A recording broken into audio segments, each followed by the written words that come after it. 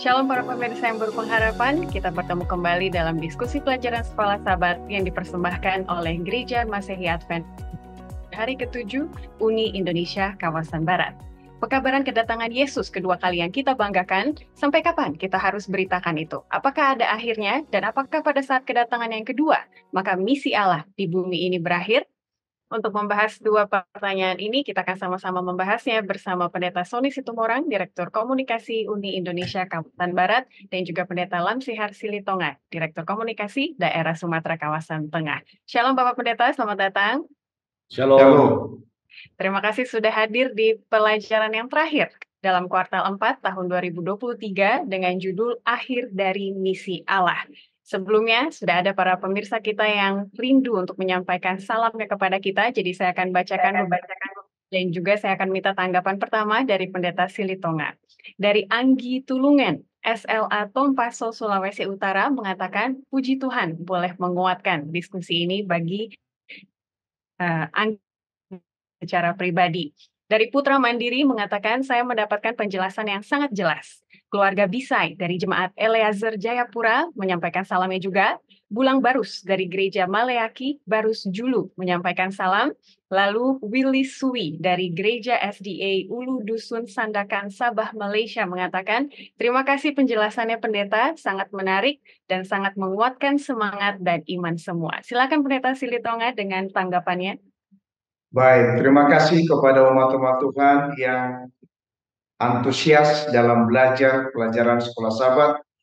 Saya hanya mau pesankan, dengan berkat Tuhan mempelajari pelajaran Sekolah Sabat akan mengilhami kepada seluruh umat-umat Tuhan dimanapun, di Indonesia, di Malaysia, yang walaupun saya tidak sebutkan satu persatu yang menanggapi diskusi pelajaran Sekolah Sabat, hanya pesan saya, Tuhan tetap menyertai kita sehingga ketemu di surga yang disiapkan Tuhan bagi kita. Amin.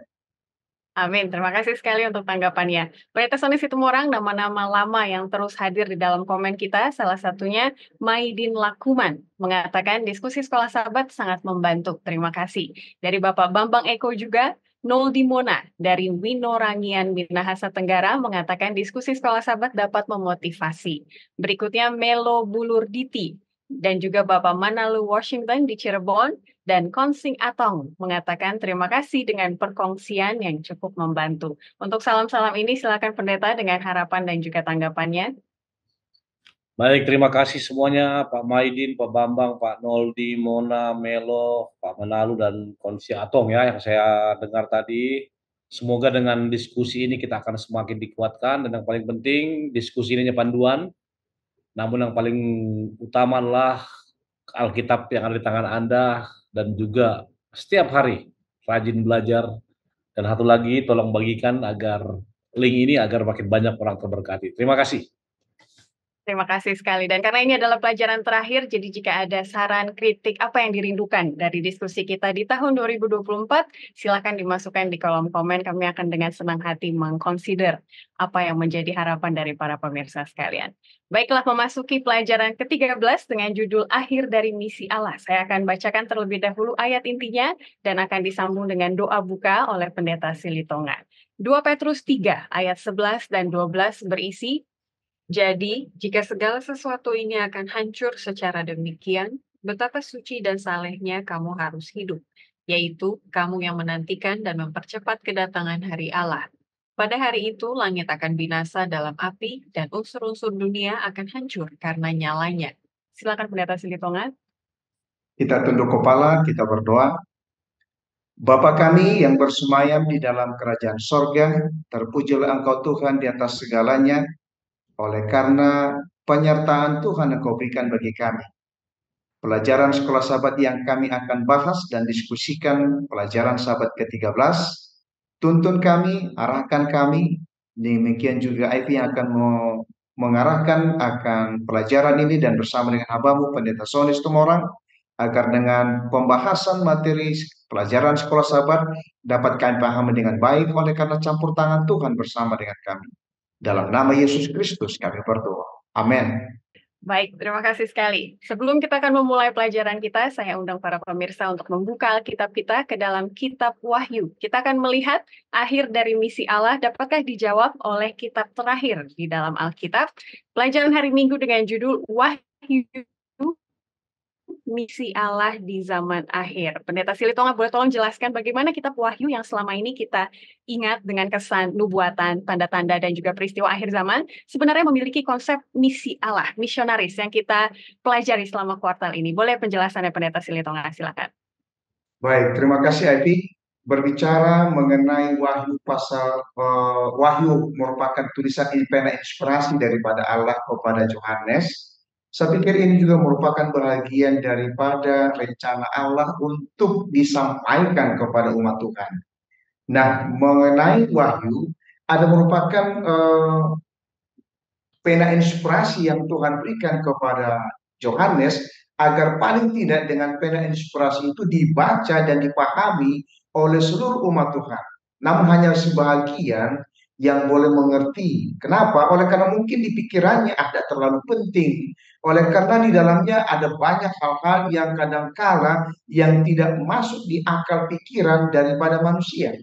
Tapi kalau sekiranya dipelajari dengan baik, didalami dengan sebisa mungkin, maka paling tidak di situ akan Tuhan tunjukkan apa yang Tuhan mau agar umat-umat Tuhan ini dengan misi Allah itu mereka terberkati lewat pekabaran yang disampaikan oleh Tuhan dari Yohanes yang pada saat dia berada di Pulau Patmos.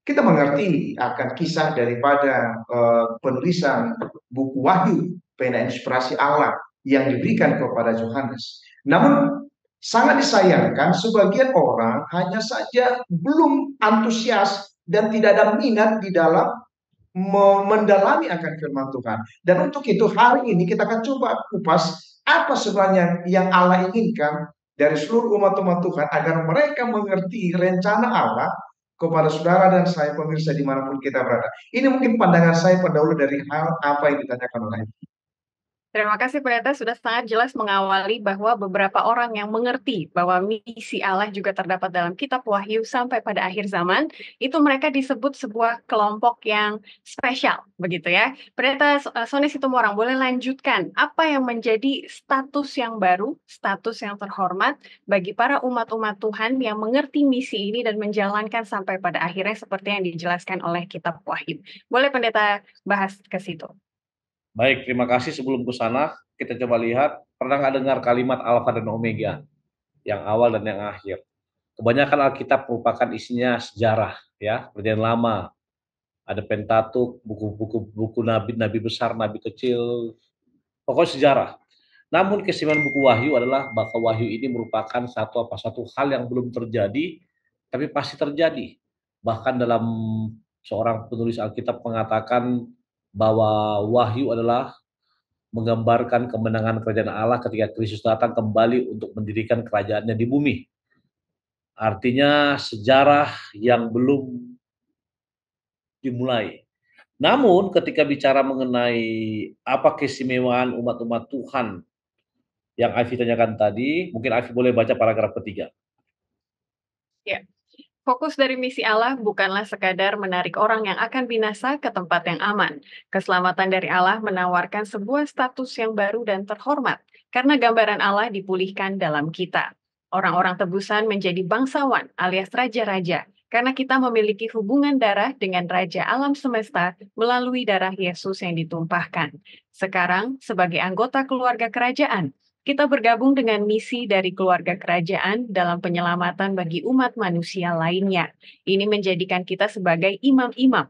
Kristus telah mendirikan gerejanya sebagai sebuah kerajaan, dan setiap pribadi dari anggota-anggotanya adalah imam-imam.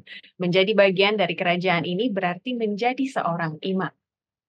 Suatu hal yang sangat istimewa ketika kita semua, para pemirsa, dikatakan sebagai apa? Imam-imam atau imamat yang rajani. Bahkan dikatakan juga sebagai keturunan raja. Nah, kalau melihat ini, maka itu merupakan tujuan sebenarnya dari Kejadian pasal 1 itu mengembalikan peta Allah yang semula. Apa yang kita buat? Nah, nanti kita akan bahas pada pelajaran berikutnya. Terima kasih, Ivy. Terima kasih Pendeta, dan boleh dilanjutkan diskusinya di UKSS masing-masing membahas pertanyaan paling bawah di hari Minggu. Bagaimana kenyataan bahwa misi Allah tetap ada sampai pada akhir dan ada orang-orang yang terlibat di dalamnya menjadi suatu pengharapan bagi kita. Tinggal di hari ini, di ujung dari akhir zaman juga ya. Baiklah, kita lanjut ke hari Senin dengan judul Pekabaran Tiga Malaikat dan Misi. Ada satu topik yang terkenal juga di Kitab Wahyu, betul Pendeta Lasiar Silitonga, mengenai pekabaran tiga malaikat. Bagaimana hubungannya pekabaran tiga malaikat dengan misi Allah yang kita bahas selama satu kuartal ini? Karena kita tahu misi Allah adalah bagaimana Ia kasih dan Ia merindukan kita kembali bersama-sama dengan Dia yang selama ini selalu ada pemisah dosa di antaranya. Nah, bagaimana pekabaran tiga malaikat masuk ke dalam tema tersebut? Silakan Pendeta. Baik, terima kasih Ivy. Lewat pelajaran kita di hari Senin ini berbicara mengenai pekabaran tiga malaikat dan misi. Apa hubungannya? Allah memiliki misi kepada seluruh umatnya. Memang kita tahu. Ivy tadi mengungkapkan bahwa menjadi jurang pemisah antara kita dengan Allah karena dosa.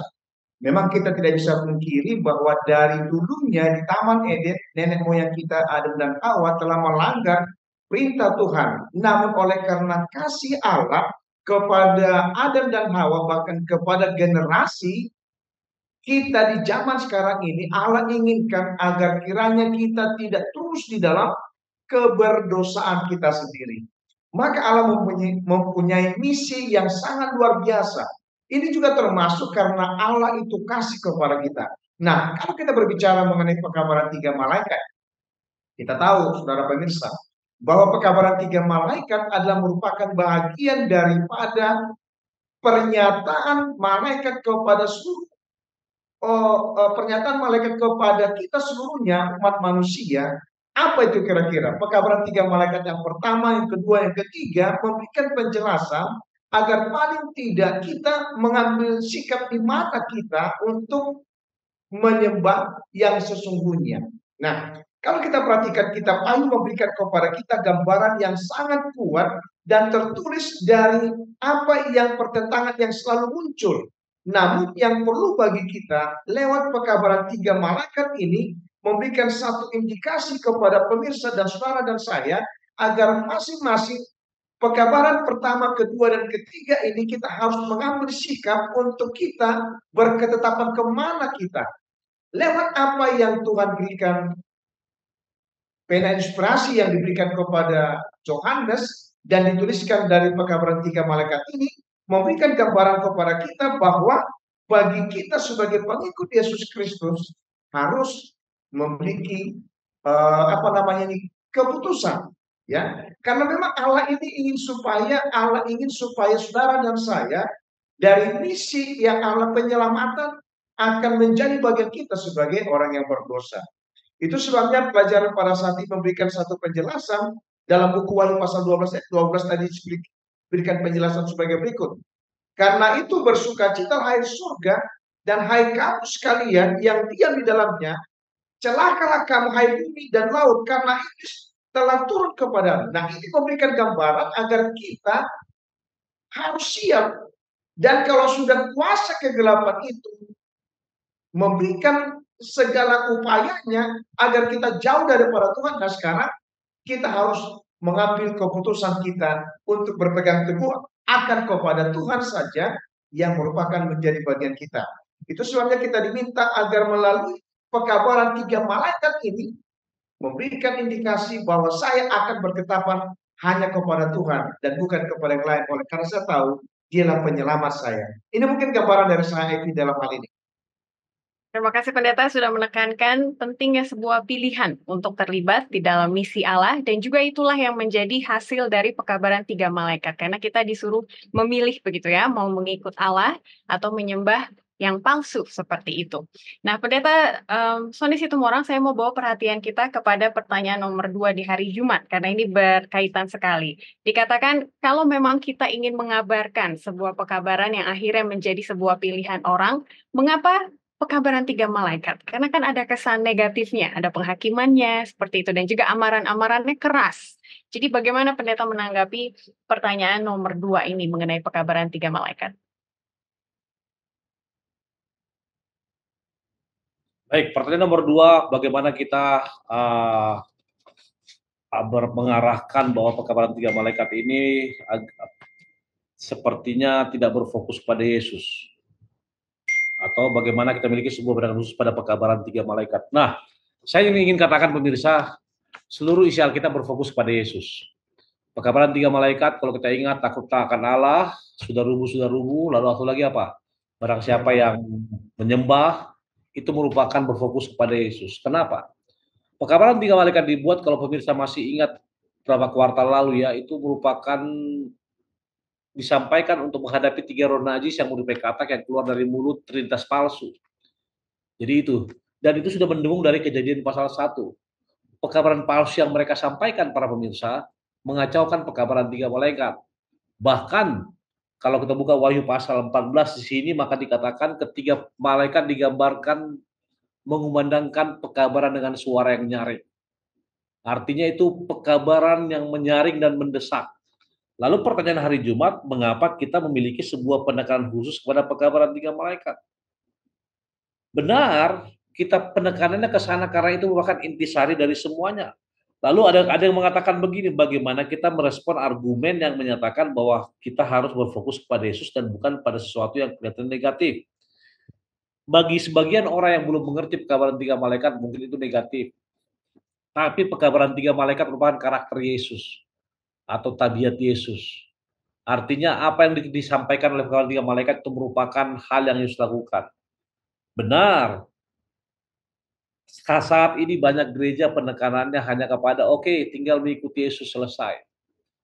Ikut Yesus, percaya Yesus, terima kasih karunia, selesai. Namun ingat, apakah Yesus melakukan hanya itu? Ketika Yesus hidup di dunia ini, pertama dia menuruti hukum, kedua dia menerima kasih karunia, dia menerima tuntunan arahan dari Allah Bapa, yang ketiga dia menjadi berkat bagi semua orang melalui pelayanan-pelayanannya. Lalu kalau ada orang di luar berargumen demikian, bagaimana cara kita menjawab? Jawaban yang paling benar adalah, mungkin Ivy boleh baca, Ivy, paragraf ke-3, hari Senin. Ya. Pekabaran 3 malaikat dalam Wahyu 14 membentuk inti atau jantung dari kita sebagai anggota Gereja Masih Advent hari ke-7 yang telah dipanggil untuk mengabarkan kepada dunia. Inti dan dasar dari pekabaran itu adalah pada 2 tema ini, Injil yang kekal, Wahyu 14 ayat 6, dan penyembahan kepada Pencipta. 2 tema besar ini muncul dalam gambaran tentang orang-orang kudus berikut ini. Wahyu 14 ayat 12 mengatakan, yang penting di sini ialah ketekunan orang-orang kudus yang menuruti perintah Allah dan iman kepada Yesus. Tidak masalah apa saja yang kita kerjakan, segala hal baik yang kita lakukan untuk menolong orang. Kita tidak boleh kehilangan pandangan dari panggilan dan misi khusus kita, yaitu untuk memproklamasikan pengharapan kepada dunia yang hilang, yang ditemukan dalam Injil yang kekal, dan juga mengamarkan kepada dunia apa yang akan menimpanya satu hari nanti. Ingat kalimat terakhir, kita punya misi, mendeklarasikan, memproklamasikan pengharapan melalui apa? Apa kontennya? Pekabaran 3 malaikat. Yaitu apa tadi pekabaran 3 malaikat tersebut? Penyembahan kepada Pencipta, kemudian Injil yang kekal. Terima kasih, Ivy. Terima kasih Pendeta sudah menggambarkan bagaimana kehidupan Yesus yang penuh misi itu digambarkan di dalam pekabaran 3 malaikat. Dan sebenarnya apa yang kita bahas tadi telah menjawab pertanyaan nomor 1 di hari Jumat mengenai apa Injil yang kekal itu. Karena itu juga salah satu isi dari pekabaran 3 malaikat yang kalau pemirsa ingat ada di pelajaran kedua kuartal ini, terutama hari Selasa. Boleh direview kembali apa yang sudah kita pelajari isi dari pekabaran 3 malaikat di dalam misi.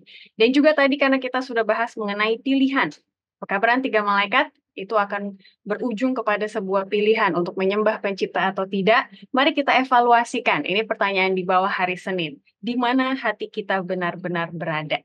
Baiklah, kita akan lanjut ke hari Selasa dengan judul Krisis Akhir.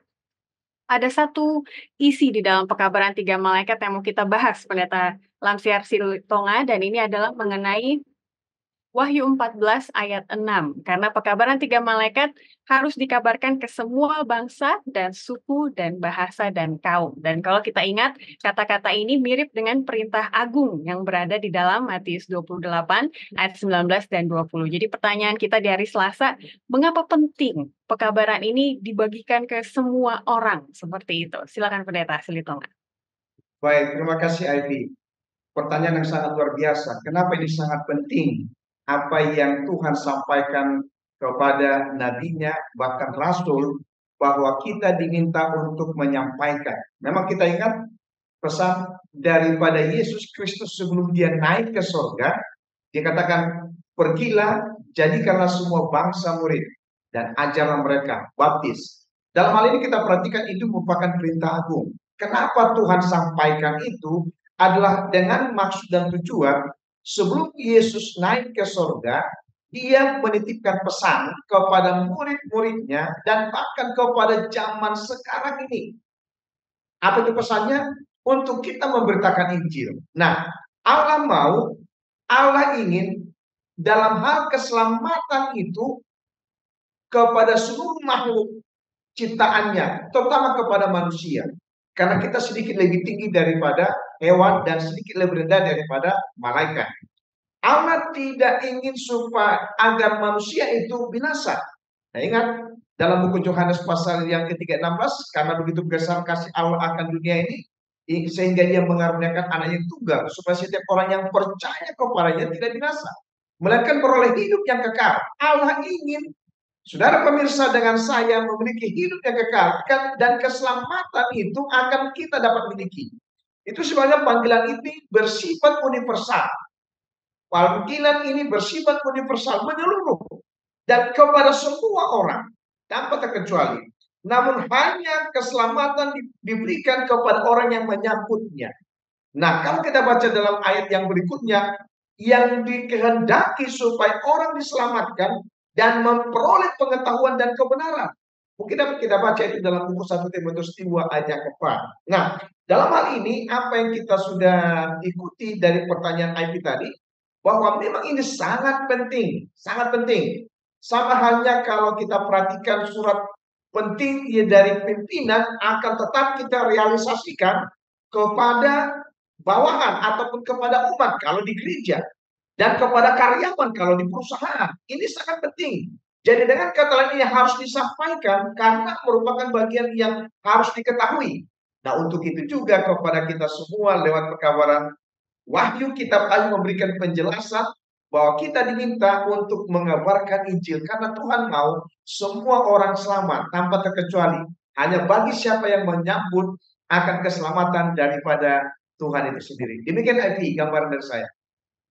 Terima kasih Pendeta sudah menekankan bukan hanya sifat universal dari pekabaran 3 malaikat, tapi juga ada urgensinya gitu. Ini penting untuk disampaikan secepatnya. Dan mengenai sifat urgensi ini, Pendeta Sony Situmorang, makanya judul dari hari Selasa adalah krisis akhir gitu. Karena ada krisis berarti ada urgensi kan.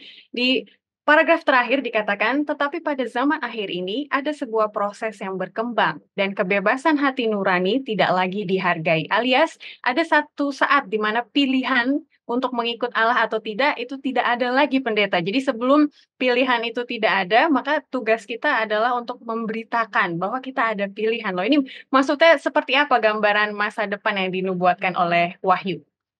Baik, terima kasih. Kenapa sampai terkesan tidak ada pilihan lagi? Ingat, manusia diberikan the power of choice atau kuasa memilih, dalam bahasa lain kehendak bebas.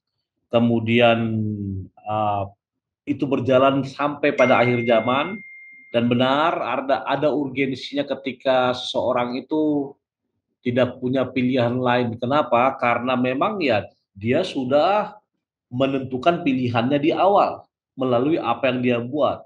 Karena pada dasarnya Ivy, Pastor Lamsian, manusia itu terbagi dua. Coba dibaca paragraf ketiga hari Selasa, Ivy. Ketika Yesus kembali, hanya ada dua kubu yang jelas terlihat. Mereka yang tunduk pada otoritas iblis melalui institusi agama dan politik seperti yang ditunjukkan dalam Wahyu 13 dan 17, dan mereka yang tunduk pada Yesus Kristus, yang imannya ditunjukkan melalui pemeliharaan akan perintah-perintah Allah, Wahyu 14 ayat 12. Nah, mereka ini ada dua, tapi ada satu peristiwa nanti. Saya tidak akan katakan di sini para pemirsa sudah mengerti peristiwa itu. Itu merupakan salah satu doktrin gereja Advent yang diyakini akan terjadi pada zaman akhir, yang membuat paragraf terakhir. Baca lagi Ivy semua. Tetapi pada zaman akhir ini ada sebuah proses yang berkembang dan kebebasan hati nurani tidak lagi dihargai. Orang-orang akan dipaksa untuk menggabungkan diri mereka dengan pihak iblis. Hal ini sangat mendesak sehingga Injil harus dikabarkan dan berita serius tentang strategi iblis harus dibuka. Dan itulah tepatnya inti dari apa yang disebut sebagai pekabaran 3 malaikat dan misi kita. Oke, kita tetap kita garis bawahi misi kita. Misi kita sangat urgent. Untuk apa? Menyampaikan pekabaran 3 malaikat. Untuk siapa? Untuk orang-orang yang bagaimana? Pernah nggak dengar pastor dalam siar? Lu disebutkan nama agamanya, baru disambungkan lu ini KTP lu. Atau kita katakan begini, lu Advent KTP, nggak usah agama lain ya, Advent KTP. Secara identitas dia Advent, dia ke gereja, dia kembalikan persepuluhan. Tapi ketika mengarah kepada dia punya jati diri, identitas sebenarnya, dia masih harus sama seperti paragraf kelima ini. Ketika orang-orang dipaksa untuk menggabungkan diri mereka dengan pihak iblis. Apa arti dipaksa? Tidak sesuai keinginannya. Apa arti dipaksa? Mereka yang masih pelin-pelan kanan kiri, akhirnya karena mana yang mayoritas mereka masuk ke sana. Tapi ingat, paragraf keempat, Ivy. Sejak awal, umat manusia telah memiliki bukti tentang siapakah Allah dan tentang jalan kebenaran dan kasih-Nya. Karena itu, semua manusia dari waktu yang lampau akan diadili berdasarkan bagaimana mereka telah bekerja sama dengan Allah dan menghidupkan kehidupan mereka, terlepas dari berapa banyak yang mereka mengerti atau tidak mengerti. Oke, diadili dalam kehidupan mereka terlepas dari banyak atau tidak mereka mengerti mengenai itu. Intinya apa? Tugas kita sekarang supaya orang banyak mengerti, supaya orang sadar, supaya orang menentukan pilihannya. Kenapa? Supaya jangan banyak orang seperti bagian akhir tadi. Sehingga krisis akhir. Saya pernah dengar salah seorang pendeta senior tua waktu saya masih kecil mengatakan, kalau kamu jahat nanti kamu akan menjadi apa? Dalam bahasa Batak dikatakan apa salam siap? Soban api neraka, apa artinya? Api neraka. Kayu bakar dari api neraka itu hanya gambaran. Saya yakin itu gambaran dari orang tua ini untuk mengarahkan anak-anaknya untuk tidak jauh. Namun kalimat yang seperti hal ini sangat mendesak sehingga kita harus dengan serius mengabarkan pekabaran Injil tersebut. Supaya apa? Supaya jangan banyak orang-orang yang dipaksa, yang tidak punya pilihan, yang tidak bisa memilih. Karena kalau dia tidak mengikut Kristus sudah pasti akan masuk ke golongan pengikut iblis. Itu dari saya, Ivy. Terima kasih. Ya, terima kasih Pendeta. Jadi mari kita kabarkan pilihan tersebut sebelum tidak ada pilihan lagi untuk orang-orang pegang atau dalam paksaan pihak lain. Baiklah, kita akan lanjut ke hari Rabu dengan judul kesuksesan dalam misi. Pendeta Lamsiar Silitonga, adakah standar kesuksesan? Misi Allah sudah terpenuhi atau belum? Itu dalam bentuk apa kira-kira? Silakan. Baik, terima kasih Evi. Jadi memang salah satu pekerjaan kalau kita sudah kerjakan lega rasanya, ya. Baik para ibu rumah tangga, baik para suami kalau sudah selesaikan pekerjaan itu merupakan bagian kebanggaan. Apakah sudah cukup sampai di situ? Nah, berbicara mengenai kesuksesan dalam misi adalah bahwa kita perhatikan memang dalam hal ini kita lihat bahwa Allah ingin keberhasilan misi itu akan diketahui oleh seluruh bangsa, suku, dan bahasa. Mungkin saja orang akan mengenal, oh inilah pekabaran Tuhan.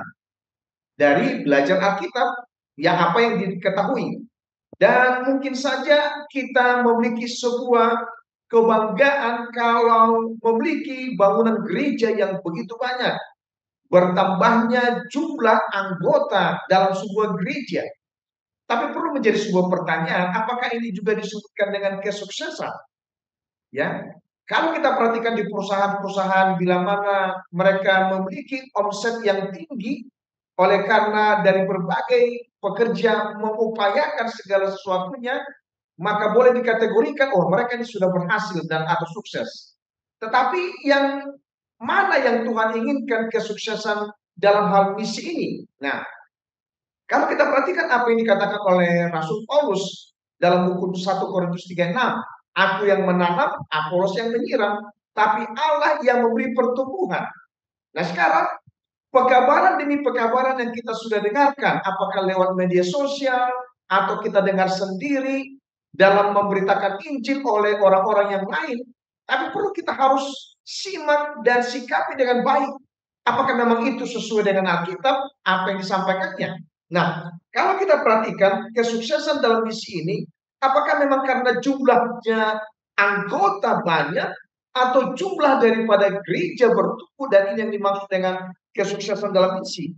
Tetapi yang Rasul Paulus lewat pelajaran sekolah sahabat kita memberikan satu penjelasan adalah, paling tidak ada beberapa hal yang ingin mau saya sampaikan kepada kita pada saat ini adalah berbicara mengenai Allah ingin bahwa iman kita itu adalah murni benar-benar oleh karena Alkitab telah memberikan penjelasan kepada kita.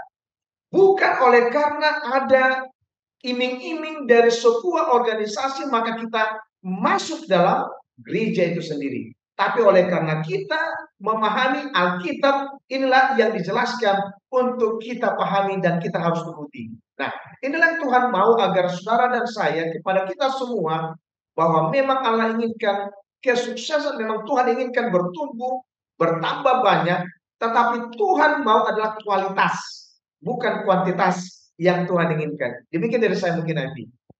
Ya, terima kasih ulasannya Pendeta Silitonga, membuka pikiran kita. Mungkin selama ini kita berpikir sukses dalam misi gereja, ternyata tidak seperti itu yang Tuhan harapkan gitu ya. Bukan jumlah baptisan, bukan jumlah gereja, dan lain-lain, walaupun itu merupakan KPI, KPI gitu zaman sekarang ya. Ada indikator kesuksesan seperti itu. Nah, Pendeta Sony Situmorang, kalau saya lihat juga di bagian sini, kesuksesan tidak hanya mengenai apa yang kita capai atau lakukan, tapi di bagian bawah apa yang what we become, kita menjadi apa, begitu. Dalam arti kata karakter dan juga sifat. Boleh Pendeta tanggapi mengenai hal ini? Bukan pencapaian atau apa yang kita lakukan, tapi lebih kepada sifat dan juga karakter. Silakan. Itu benar. Itu lebih mengarah kepada tabiat ya. Makanya dikatakan to restore the image of God, mengembalikan karakter Allah semula. Kenapa? Karena misi Allah itu apa, Ivy? Coba Ivy baca paragraf kedua. Kita telah melihat bahwa sasaran misi Allah adalah menyelamatkan yang hilang dari setiap kelompok orang yang ada di atas bumi ini dengan membuat mereka menjadi murid-murid Yesus yang loyal yang terlibat dalam misinya. Perhatikan tujuan utama ini dengan yang terjadi sekarang. Baptisan 300, berapa orang yang seperti ini? Kira-kira, ya mungkin saudara-saudara bisa mengerti ya. Artinya benar, bukan jumlah baptisan, bukan jumlah, tapi yang seperti ini, yang loyal dan terlibat dalam misi. Saya hanya kasih gambaran sedikit, di sebuah jemaat yang pernah saya gembalakan, setiap tahun itu minimal baptisan 10, atau 2, atau 15, bahkan 20. Tapi pertumbuhan keanggotaan atau yang hadir di anggota ya hanya segitu-segitu. Tambahlah dikit 2 atau 3. Pertanyaannya ya, di mana salahnya? Ya salahnya bukan di mana, tapi fokus kita, tujuan kita hanya how to baptize many souls, kan begitu, banyak jiwa. Sedangkan di bagian bawah dikatakan bahwa misi itu menyelamatkan yang hilang dari setiap kelompok dan yang mau terlibat dalam misi berikutnya. Dan ketika itu mau terlibat dalam misi berikutnya, maka itu bukan mengarah kepada eksternal influence, tapi udah mengarah kepada behavior, tabiat kita. Ketika saya merasa saya diselamatkan oleh Yesus dan saya merasa bahwa keselamatan itu kasih sangat luar biasa, maka saya punya kerinduan supaya orang lain juga diselamatkan agar bisa merasakan seperti yang saya rasakan, kan begitu. Itu sebenarnya, maka itu mengarah kepada karakter tabiat. Bukan seperti kita pekerja, pokoknya akhir bulan luar capek jual jual, katakanlah jual mobil sekian bagi sales mobil, bagaimana cara menjualnya, apapun dia lakukan, yang penting target tercapai. Bahkan setelah dia jual, bulan berikutnya dia jual lain-lain. Jadi ada perbedaan. Itu sebabnya dalam menjalankan misi ini dibutuhkan Roh Kudus. Sehingga Roh Kudus ini yang hari demi hari menempa atau mempatri karakter kita. Tapi kita harus perhatikan juga. Ivy baca paragraf terakhir. Murid-murid Yesus adalah orang-orang yang murni, tetap setia kepada Yesus seperti seorang pengantin suci kepada tunangannya. Mereka mengikuti Yesus ketika dia menuntun mereka dengan suara kecil dan lembut dari Roh Kudus. Ini termasuk memimpin kita ke dalam pekerjaan misionaris bagi orang lain. Tidak ada tipu daya dalam diri para murid ini. Mereka tidak disesatkan dengan keraguan yang melemahkan, ajaran palsu, dan amoralitas. Dan mereka tidak merasa lebih unggul secara moral dari orang lain. Mereka menyadari bahwa mereka tidak sempurna dan membutuhkan kasih karunia dan kemurahan Allah yang menyucikan. Dengan mengerti hal ini, mereka juga terbuka untuk menerima koreksi dan petunjuk dari orang-orang percaya lainnya. Keberhasilan dalam misi menghasilkan murid seperti ini. Nah, perhatikan murid seperti ini ya, yang tadi berarti yang loyal, mau melakukan misi. Bahkan coba lihat di sini mereka terima koreksi. Kalau di gereja ada yang dikoreksi bagaimana yang kalian yang Pastor Lamsier pernah lihat? Susah. Nggak usah jauh-jauh dulu. Kadang-kadang kita lagi mimpin konferensi jemaat, koreksi pendeta bukan begitu. Ya kita sadar, kita tahu kita salah prosedur lah. Tapi kita berusaha untuk apa? Mengalihkan supaya terlalu ketahuan. Nah, ini tanda-tanda kedewasaan apa? Iman yang belum bertumbuh kan begitu. Tapi di sini dikatakan apa? Mereka tidak merasa lebih unggul secara moral dari orang lainnya. Ya benar Ivy ya? Ya kan? Coba di gereja, ada juga kadang-kadang, tapi bukan di Jakarta ini, bukan di mana lah itu ya saya katakannya. Soalnya ini udah semua melihat ini. Dia merasa dia lebih rohani daripada siapa? Orang lain. Benar loh. Maka saya katakan kemarin di jemaat sekolah sahabat kuartal lalu, masalah di jemaat Efesus adalah itu. Yang lahir dari Advent merasa lebih suci, lebih rohani daripada yang orang Gentiles. Nah, tapi yang kesuksesan dalam sebuah misi baru bisa kita lihat ketika hasilnya adalah murid-murid atau orang seperti ini. Bagaimana seperti itu? Para pemirsa baca ulang-ulang bagian ini, paragraf kedua, ketiga. Sehingga kita akan melihat bagaimana hasil yang murni tersebut. Ketika mereka menerima koreksi, ketika mereka tidak merasa lebih unggul, dan ketika mereka terus menelurkan kasih itu kepada orang lain. Terima kasih, Ivy. Terima kasih. Mari kita renungkan para pemirsa. Nomor 3 di hari Jumat menanyakan kepada kita bagaimana kita bisa berpartisipasi lebih baik dalam misi. Sebagai tanggapan dari yang sudah kita baca dan juga diskusikan tadi di hari Rabu. Baiklah, terakhir kita akan masuk hari Kamis dengan judul Misi Selesai. Pertanyaannya adalah, kapan misi itu selesai, Pendeta Lamsier Silitonga? Ada yang mengatakan pas Yesus datang kedua kali, karena itu pekabaran yang kita agungkan selama ini. Tapi apakah ada misi setelah kedatangan yang kedua kali? Karena Wahyu 21 yang akan kita baca membahas mengenai Firdaus yang indah. Silakan Pendeta Silitonga. Baik, terima kasih Ivy. Jadi sebelum kita memperhatikan pelajaran kita misi selesai dari pelajaran sekolah sahabat, masih ingat apa yang janji Yesus Kristus mengatakan bahwa dia menyiapkan tempat bagi kita dalam Yohanes pasal 13 ayat 1 sampai 3 kalau saya tidak salah. Bahwa aku akan pergi menyiapkan tempat bagimu dan aku akan datang kembali membawa kamu ke tempatku supaya di tempat di mana aku berada kamu pun berada. Nah, kenapa hal ini Yesus ungkapkan? Dan memang kita tahu bahwa kita berada di dunia ini. Masing-masing saudara pemirsa, kita pernah memiliki sebuah rencana. Dan rencana kita itu ingin menuju suatu tempat. Paling tidak sebelum kita menuju ke suatu tempat, atau kita katakanlah ke suatu kota yang kita idam-idamkan, kota Bali lah. Nah, dalam hal ini kita mempersiapkan perbekalan dan pakaian dan segala sesuatunya. Dan pada ketika kita sudah siapkan keperluan kita, lalu kita pesan tiket, lalu pesawat yang kita tumpangi, tiba di kota Bali, wah indah rasanya. Dan kita perhatikan, oh inilah kota Bali yang kita pernah coba ingin menempati akan kota itu. Atau mungkin saudara pemirsa memiliki rencana yang lain. Nah, dalam hal ini kita perhatikan bahwa misi kita bila mana selesai ataupun rencana itu dapat tuntas, tiba di tempat yang kita idam-idamkan. Dan sama halnya Tuhan mau menjadikan segala sesuatunya baru. Dan ada satu tempat di dunia baru yang tidak akan ada lagi perkampungan, tidak ada lagi ratap tangis, tidak ada duka cita, segala sesuatu itu akan berlalu. Dan ini memang sudah direncanakan Tuhan untuk saudara dan saya. Nah, sekarang yang perlu untuk kita perhatikan bahwa sesuai dengan janji Allah, Allah ingin kita berada di tempat itu. Itu sebabnya misi ini akan berakhir dengan negeri yang penuh dengan orang-orang yang berbagai ragam etnis, berbagai ragam budaya, berbagai ragam bahasa yang rindu untuk menyembah Allah. Orang-orang yang dipenuhi dengan kasih dan kebahagiaan ini akan menjadi bagian kita. Nah, untuk itu, agar kiranya misi ini terwujud dan terlaksana, tergantung kepada pemirsa untuk tetap kita berpegang teguh. Dan kalau kita berpegang teguh bila mana Yesus datang kali yang kedua, di dalam hati kita masih memiliki konsep menyembah Allah yang paling utama, kita akan memasuki tempat yang disiapkan oleh Tuhan bagi kita. Ini mungkin pandangan saya dalam hal ini. Terima kasih Pendeta sudah membawa pandangan kita jauh ke depan ke sebuah janji yang indah yang Tuhan telah berikan kepada kita. Pendeta Sony Situmora, silakan tambahkan ke Pendeta mengenai penyelesaian misi ini, dan juga nanti kita akan lihat tantangan minggu ini yang kalau boleh saya lihat paling panjang di antara tantangan mingguan yang lainnya. Silakan Pendeta Sony.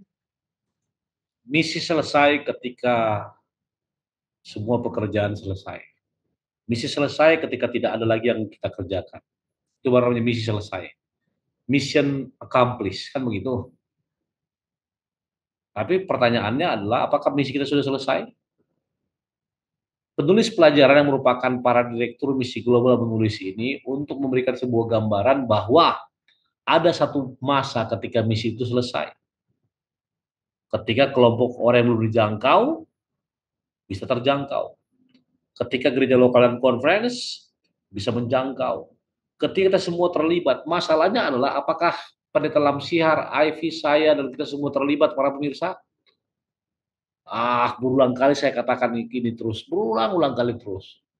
Anda ke gereja setiap Sabat, tapi Anda setiap hari Anda hanya tidur, hanya kerja, maka Anda tidak terlibat dalam misi tersebut. Jangan legalis ya. Jangan jadi orang yang saya bisa mungkin agak sedikit keras ngomongnya. Jangan seperti orang Saduki, ahli Taurat, dan orang Farisi. Yang liturginya bagus, ritualnya bagus, tapi ketika tiba pada implementasi, nol besar. Ya, kalau istilah kampanye sekarang nih, omongnya bagus, tapi kerjaannya nol besar. Ya, saya enggak bilang orang ya, tapi intinya apa? Mari terlibat, misi selesai ketika semua pekerjaan selesai.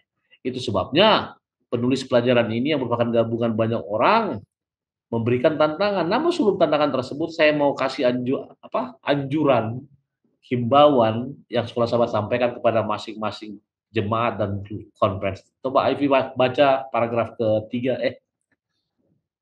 keempat.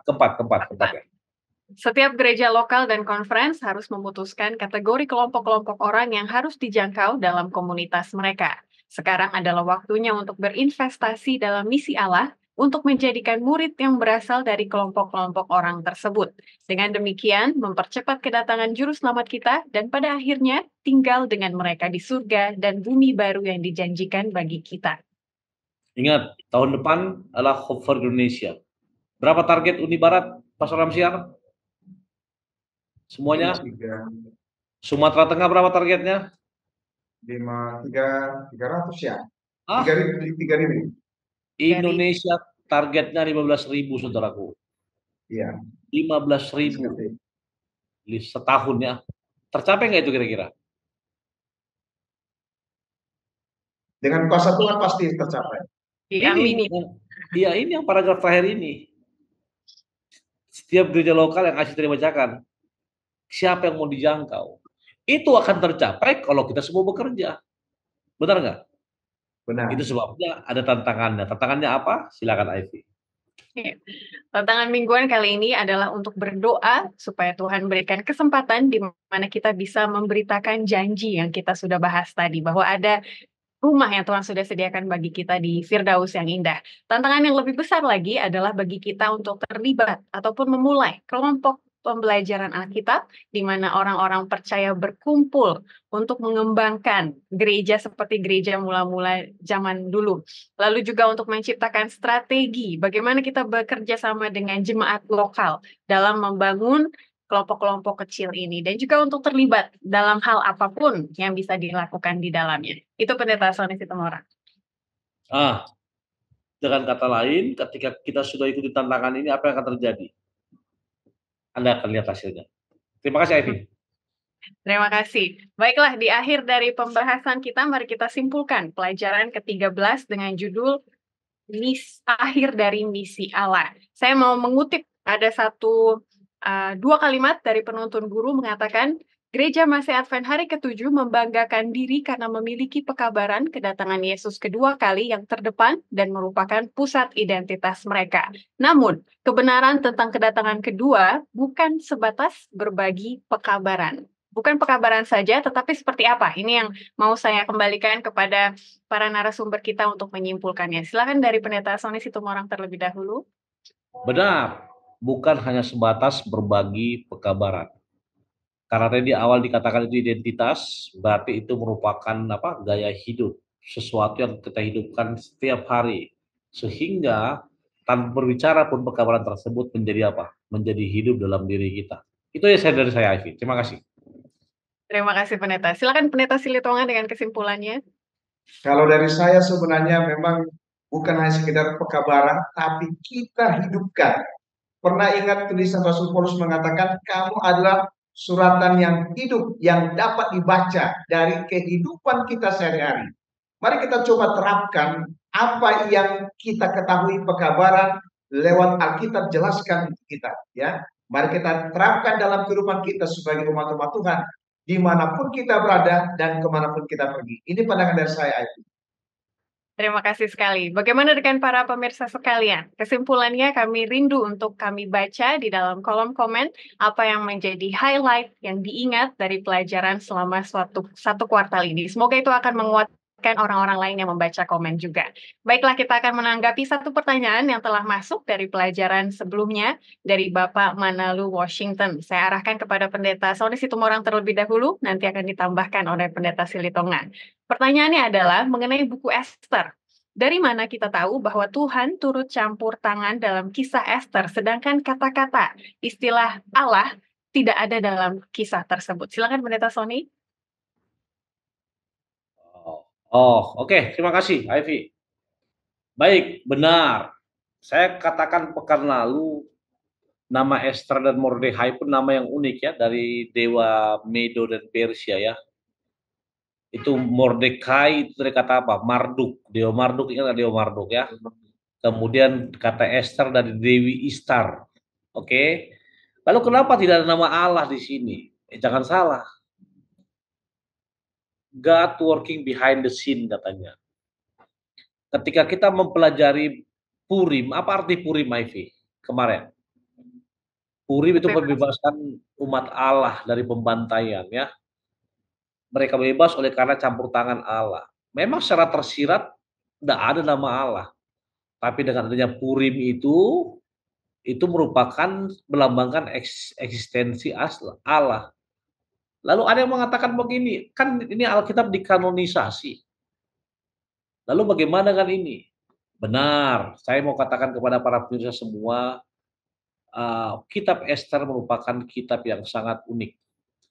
Kitab Esther merupakan kitab terbesar ketika orang Yahudi tinggal di Persia yang pernah ditulis ya.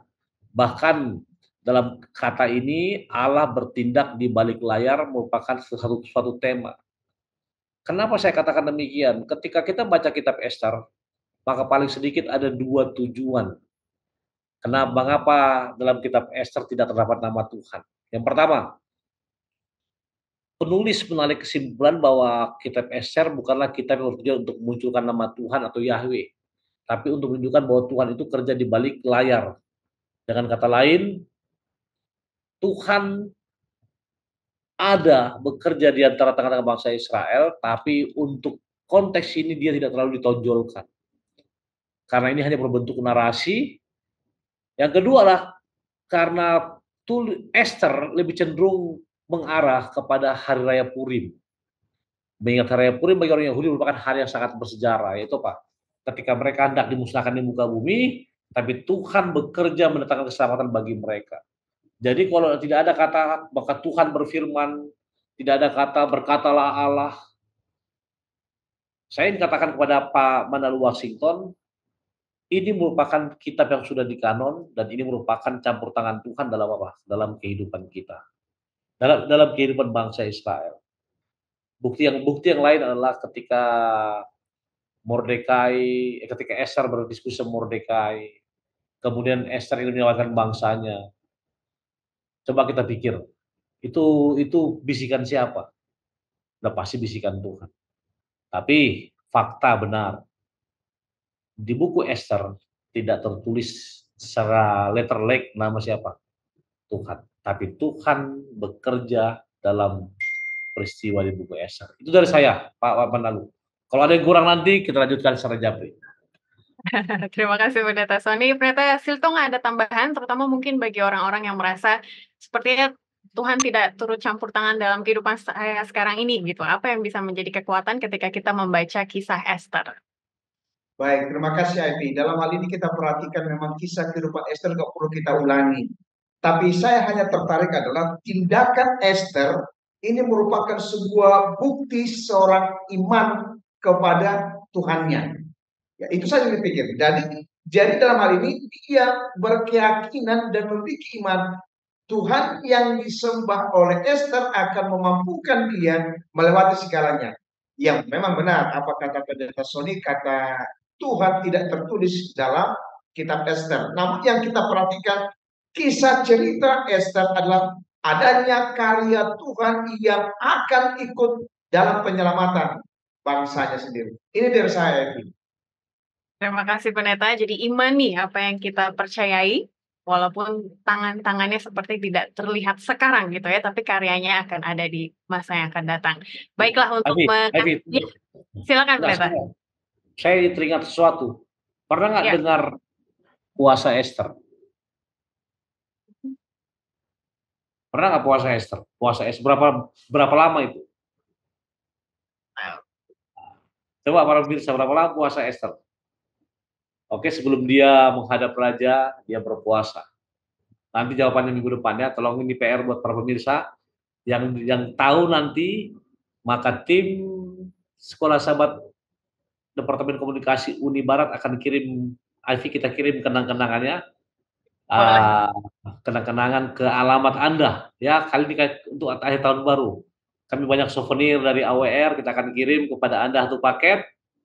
Berapa lama puasa Esther, kemudian apa latar belakangnya, apa biblical base-nya. Coba para bisa cari, tulis di kolom komen. Oke, komen. Nanti kami kasih berapa pemenang, Ivy? 5 saja ya, 5 ya. Jadi 5 kita akan kasih, kita akan kirim ke alamat Anda dimanapun Anda berada. Artinya kalau memang jauh di luar negeri ya lama lah sampai, tapi kita akan kirim kali ini ya, khusus akhir tahun ya. Coba sebutkan apa arti puasa Esther, berapa lama puasa Esther, di mana dasar Alkitabnya. Terima kasih. Terima kasih. Semoga para pemirsa boleh ikuti supaya tahun 2023 dan juga awal tahun 2024 akan lebih spesial lagi bagi persahabatan kita di diskusi Sekolah Sahabat ini. Baiklah, Pendeta Sony Situmorang boleh tutup kita dalam doa, terutama ada satu permintaan doa Pendeta dari Bapak Arifin yang sedang sakit dan juga terlilit masalah keuangan. Silakan. Kita berdoa. Bapak Semawi, terima kasih Tuhan atas pelajaran yang indah, pelajaran Sekolah Sahabat yang telah Engkau ilhamkan melalui tulisan para hamba Tuhan. Berkati hambamu, Pendeta Silitonga, Ivy, dan juga Daniel di belakang layar, khususnya para pemirsa yang menyaksikan acara ini Tuhan. Berkati mereka dalam segala aspek kehidupannya, cukupkan kebutuhan mereka, dan penuhi harapan-harapan mereka. Bapak, kami tahu Tuhan bahwa sementara kami akan memasuki tahun 2024. Sama seperti Engkau melihara kami pada tahun yang lampau, maka tahun 2024 merupakan tahun yang penuh berkat, dan kehidupan kami akan mengarah kepada era yang gilang gemilang. Khusus berdoa untuk Bapak Arifin Bapak, berkati dalam masalahnya, financially, kemudian dalam kehidupannya. Biarlah kiranya memberkati dia Tuhan dalam solusi dan juga jalan keluar yang dia akan tempuh. Terima kasih Tuhan untuk sekolah sahabat yang indah, terpuji nama Tuhan, lalu saya berdoa. Amin. Amin. Terima kasih untuk pelayanan dari Pendeta Silitongan dan juga Pendeta Situmorang. Dan bagi para pemirsa, inilah kebersamaan kita di tahun 2023. Kami tetap harapkan support dan juga kehangatan interaksi dari saudara-saudara sekalian di tahun yang akan datang. Di kuartal pertama tahun 2024 kita diajar untuk terus memuji Tuhan dalam buku atau pelajaran Mazmur untuk berhubungan dengan Tuhan dari hati ke hati. Mari kita pelajari terus firman Tuhan yang berkuasa dalam kehidupan kita. Sampai bertemu lagi, Tuhan memberkati kita sekalian. Selamat tahun baru.